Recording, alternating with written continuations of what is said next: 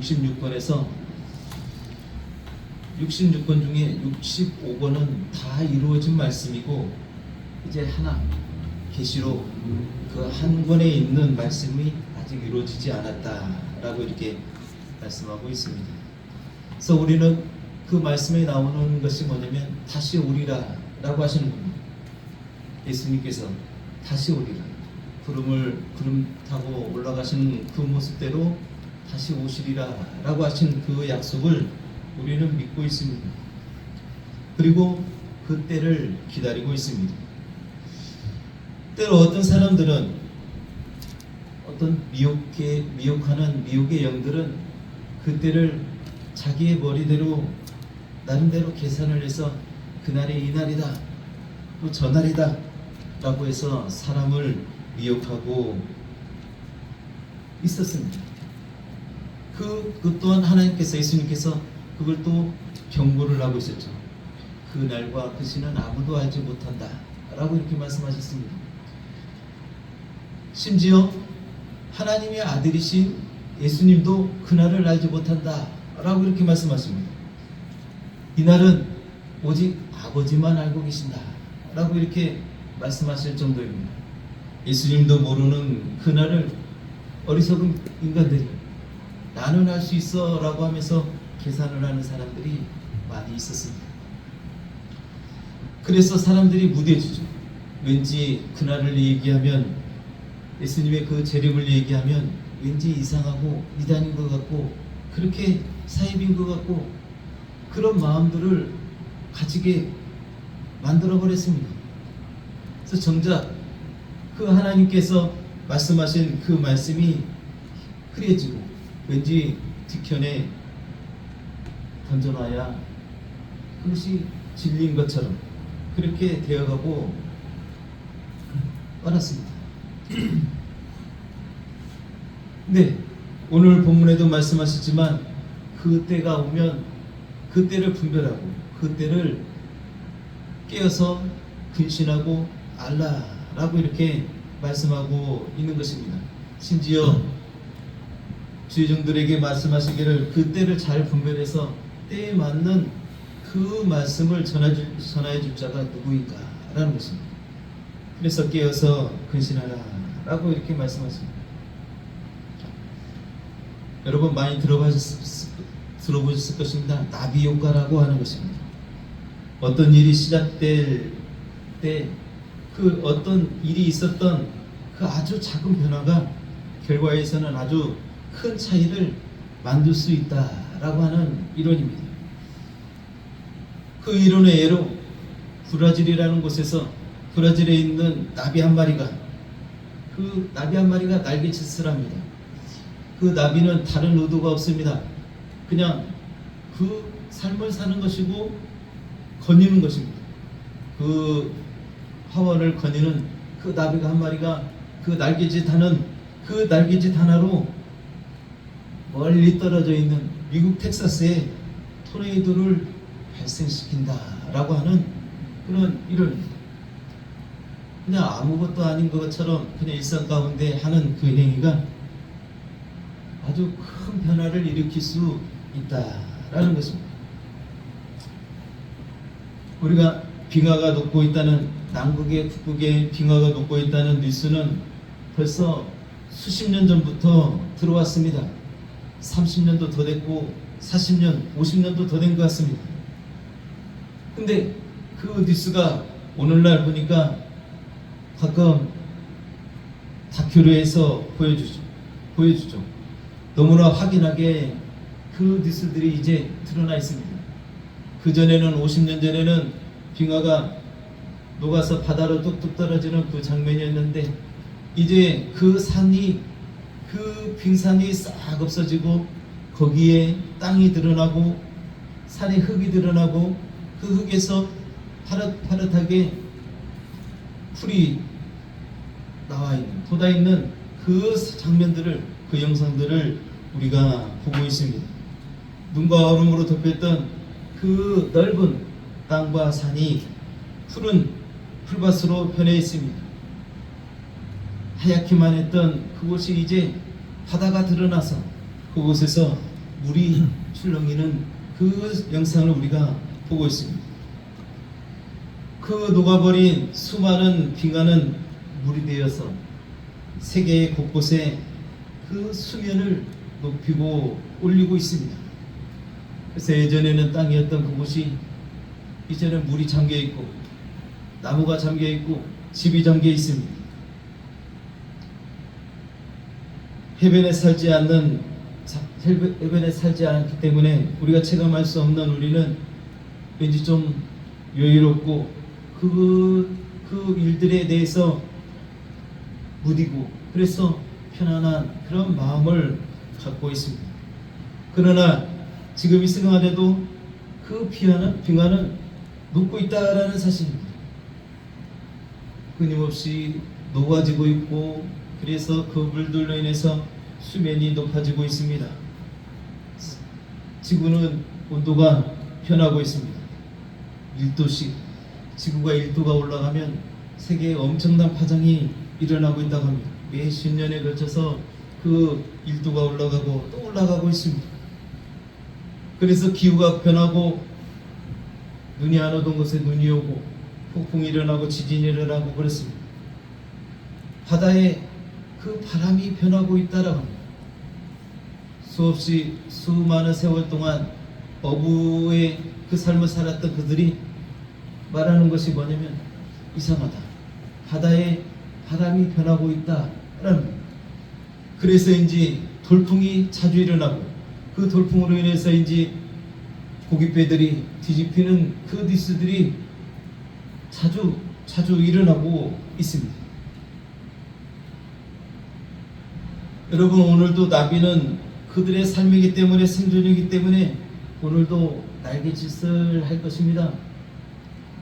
그 날개짓의 영향으로 어딘가에 또 다른 토네이도가 일어나고 쓰나미가 일어나고 그럴 것입니다.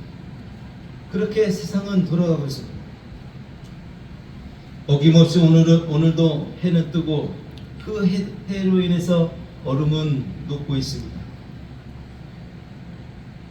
그것처럼 복음 또한 세계에 전파되고 있습니다. 마태복음 24장 14절에 보니까 이 천국 복음이 모든 민족에게 증거되기 위하여 온 세상에 전파되리니 그제야 끝이 오리라 라고 하시는 말씀이 있습니다. 이 말인즉슨 무엇이냐? 세상 끝날에 끝까지 주의 복음이 전하여질 때에 주님께서 오신다라고 하신 그 말씀입니다. 이 복음은 세계에 아직도 지금 오늘도 열심히 전파되고 있습니다. 북극과 남극 먼 곳에서 녹아내리는 그 비관을 목격하지 못하기 때문에 위기감이 덜한 것처럼 어쩌면 그 빙하가 녹는 속도보다도 더 빠른 속도로 이 주의 복음이 전하여지고 있을지 모릅니다. 그 세계 열방 가운데 복음이 참으로 열심히도 전하여지고 있습니다. 복음이 빙하가 녹는 속도처럼 그 복음이 세계 각국의 세계 곳곳의 민족들에게 지금 퍼지고 있습니다. 땅 끝까지 그곳에 복음이 전하여지면 주님이 오신다라고 하신 말씀입니다. 우리의 삶이, 우리의 마음이, 우리 생각이 어디에 있느냐라는 것입니다. 오늘 말씀해 보니까 노아의 홍수의 그 심판의 장면이 있습니다. 사람들이 평안하다 이렇게 생각하고 있습니다. 그 가운데 노아는 이제 세상을 하나님이 심판할 것이니 너희는 이 방주로 들어오라라는 거죠. 회개하라라는 것이죠. 근데 그들은 그 말에 귀를 기울이지 않습니다. 그리고 웃어버립니다.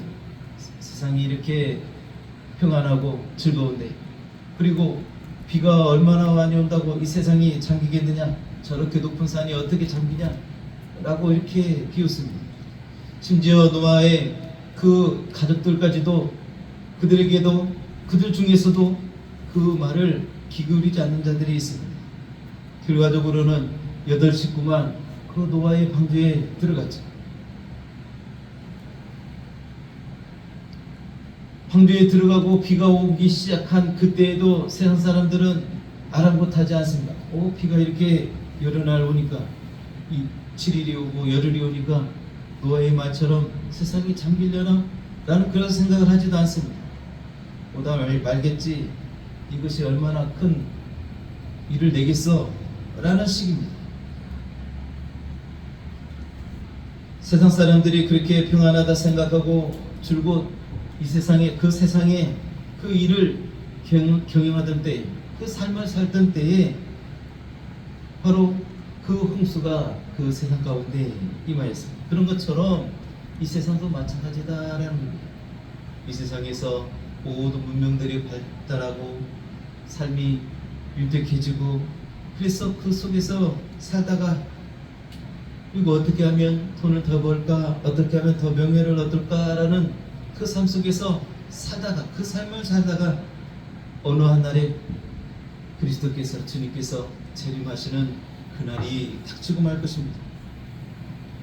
그들이 멸망받는 그때까지 그리스도의 그 재림하실 그날을 깨닫지 못하게 될 것입니다. 노아의 홍수 때처럼 아마도 그렇게 될 것입니다. 40절에 보니까 두 사람이 밭에 있으며 하나는 데려감을 당하고 하나는 버려둠을 당한다 라고 이렇게 말씀하셨습니다. 두 사람이 함께 맷돌을 갈다가 두 사람이 함께 이쪽에서 저쪽에서 맷돌을 갈죠. 가다가 한 사람은 데려감을 당하고 한 사람은 이 땅에 남게 된다라는 그런 비유를 말씀하십니다. 그날이 호련히 닥치게 될 것이다 라는 것입니다. 주님께서 재림하실 때 구원받은 자와 구원받지 못하는 자의 숫자가 한 사람은 데려가고 한 사람은 남았으니까 절반이겠느냐? 그것이 아니고 구원받은 자도 있고 구원받지 못하는 자도 있다라는 그런 의미로 말씀하시는 것입니다.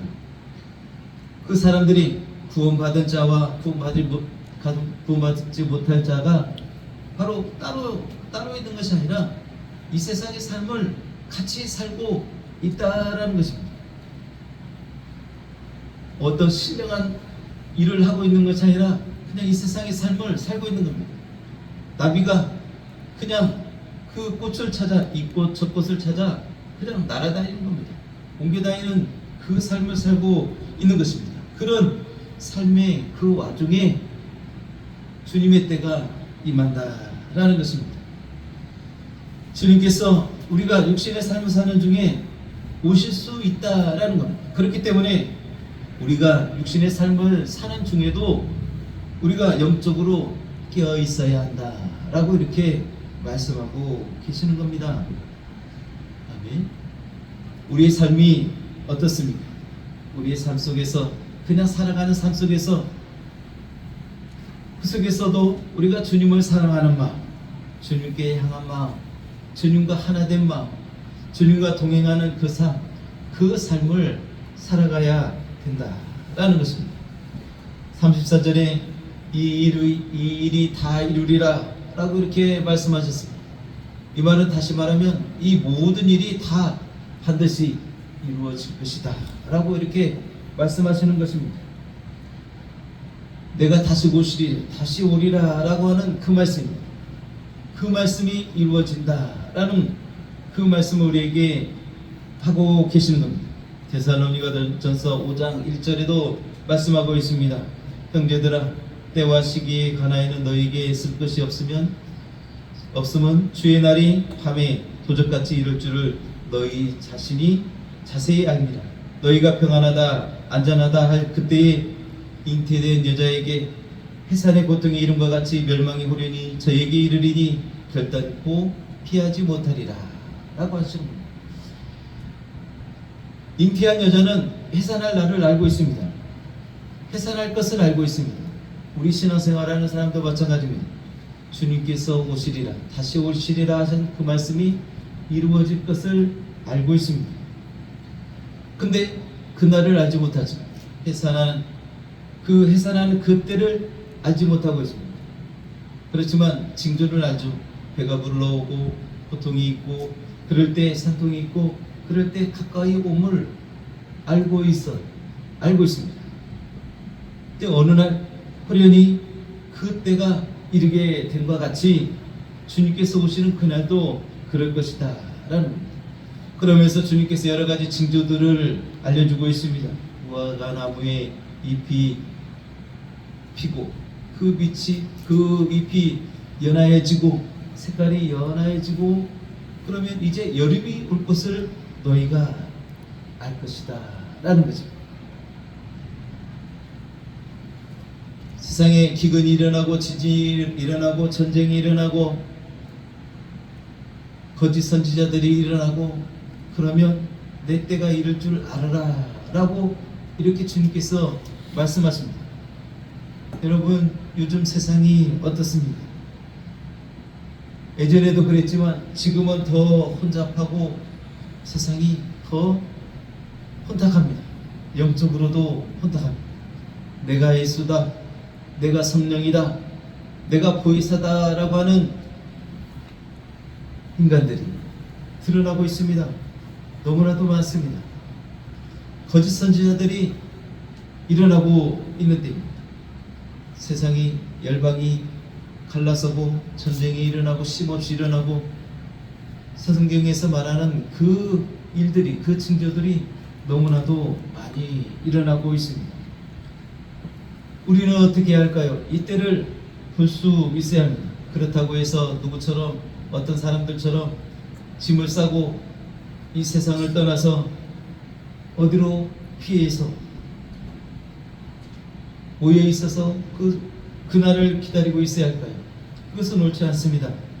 이 세상을 살고 이 세상의 삶을 살면서 그 때를 우리는 분별하고 기다릴 수 있어야 합니다. 데살로니가전서 5장 4절에 이어서 말씀하고 있습니다. 형제들이 너희는 어두움에 있지 아니하며 그날이 도적같이 너희에게 임하지 못하리니 라고 말합니다. 너희는 빛의 아들이요 낮의 아들이라. 우리가 밤이나 어둠에 속하지 않으니 그러므로 우리는 다른 이들과 같이 자지 말고 오직 깨어 근신할지니라. 밤에 있는 사람들은 그 도적이 언제 오는지 알지 못합니다. 그러나 낮에 있고 그리고 깨어있는 사람들은 그 도적을 분별할 수 있습니다. 뿐만 아니라 들어온다 할지라도 그것을 몰아낼 수 있고 대적할 수 있는 것입니다. 주님께서 우리에게 말씀하시는 것은 뭐냐면 오직 깨어서 근신하라 라는 것입니다. 깨어 근신할지니라 라고 이렇게 말씀하십니다. 깨어나다 라는 것을 우리가 우리 삶 속에서 생각해 보면 알 것입니다. 어떤 상태인지. 내가 잠을 자거나 또 졸거나 또 어떤 꿈을 꾸는 상태에서 내 본연의 제정신으로 돌아오는 것을 이게 바로 그 상태를 깨어나다 라고 이렇게 표현하고 있습니다.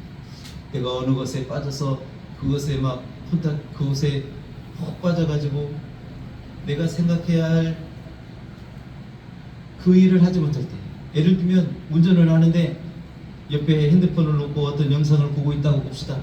그러면 나는 운전해야 하는 사람으로서 앞에 전방을 주시하고 무엇이 튀어나오는지 도로 상황을 이렇게 잘 보고 있다가 상황을 대처해야 합니다. 어떤 골목에 들어가는 순간에 내가 잘 보고 있다가 그 길로 들어서야 합니다.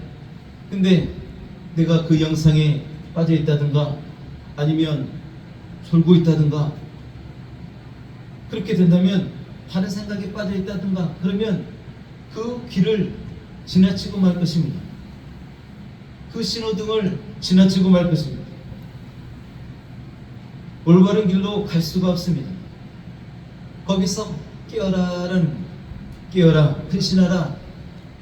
내가 하나님의 뜻을 알고 하나님의 뜻을 구하고 그 길을 바로 보고 바로 분별하라라는 것입니다. 그게 깨어 있는 것입니다. 근신하는 것은 무엇이냐? 그렇기 때문에 깨어서 잘 보고 내가 자세를 바르게 하고 핸들에 두 손을 잡고 눈을 크게 뜨고 좌우를 살피라. 바로 몸가짐이나 행동을 삼가라라는 그런 의미를 담고 있습니다. 우리는 낮에 속하였나니 근신하여 믿음과 사랑의 흉배를 붙이고 구원의 피로를 쓰자라고 이렇게 또 말씀합니다. 하나님의 마음을 품고 영혼을 바라보고 또 주님의 뜻이 무엇인가 생각하라라는 것입니다. 우리가 세상에 할 일이 너무나도 많습니다. 이제 취업도 해야 되고 또 자격증 따려면 공부도 해야 되고 이런 일들이 많습니다. 그 속에서도 주님과 동행하는 삶을 살으라라는 것입니다. 그럴 때에 주님께서 호련히 그날이 닥칠지라도 우리가 깨어 근신함으로 우리가 그 일에 대처할 수 있는 것입니다. 주님의 그 일에, 주님께서 하시는 그 일에 우리가 참여할 수 있는 겁니다. 혹여 우리가 맷돌을 갈다가도 주님께서 데려감을 당하는 그 사람 속에 우리가 속할 수 있는 것입니다. 길을 걷다가도 그 가운데서도 우리가 데려감을 당하는 그 사람 속에 우리가 속할 수 있는 것입니다. 세상이 너무나도 급변하고 있습니다. 그리고 어디로 흘러가는지 굉장히 미지의 순간이 너무나도 많습니다. 우리가 해야 할 일은 무엇이냐? 세상의 문화에, 세상의 문명에 빠져서 또 그 세상의 일 가운데 온전히 들어가 있는 것이 아니라 그 속에서도 우리가 깨어서 근신하여서 주님을 바라보고 우리 영혼이 정말 하나님께 향할 수 있도록 해야 하는 일이 우리에게 그 어느 때보다도 절실한 때가 되고 있다라는 것입니다. 아멘. 우리가 깨어서 하나님을 바라보고 우리에게 주신 그 구원을 생각하고 또 우리 주변에 이 구원을 옮겨줄 자, 이 구원을 전할 자가 있는지 돌아보고 그래서 그 주님의 그 일이 이루어질 수 있도록 하는 것이 우리에게 필요하다라는 것입니다. 아멘. 오늘의 우리의 삶이, 우리의 몸짓이 내일에 어떤 결과를 가져올지, 또 10일 후에, 한 달 후에, 몇 년 후에 어떤 결과를 가져올지 모릅니다. 오늘 우리가 깨어서 근신하여서 하나님 앞에 나아가는 이 마음이, 이 발걸음이 하나님께서 우리에게 어떤 은혜로, 어떤 결과로 갚아주실지 모르는 것입니다. 아멘. 우리가 깨어서 세상에만 젖어 있는 것이 아니라 하나님께 향하고 하나님께 나아오고 하나님께 나아가는 나와 여러분이 되시기를 예수 이름으로 축복합니다. 아멘. 하나님과 함께하는 삶, 하나님과 동행하는 우리 삶이 되시기를 예수 이름으로 축복합니다. 아멘. 우리 시간 말씀을 생각하시면서